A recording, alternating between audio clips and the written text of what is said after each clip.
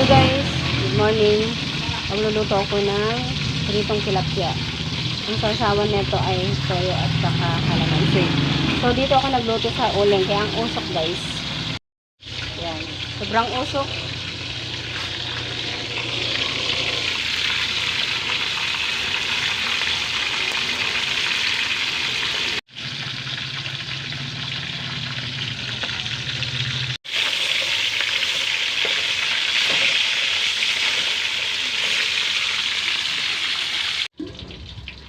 So, ayan guys, dahil sa luto na yung isda, sunod ko na yung kanin kasi sayang po yung apoy.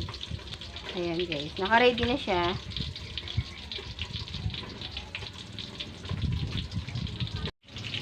Nilagyan ko ng ganyan para hindi masyadong mauling yung kaldero. Ayan, isusunod ko na yung ating next batch. Ayan. So, ayan, okay na yung ating isda. Tatakpan natin kasi marami tayong langaw dito at pusa. Marami tayong kahoy dito. Usok na lang. Kalaban natin yung usok.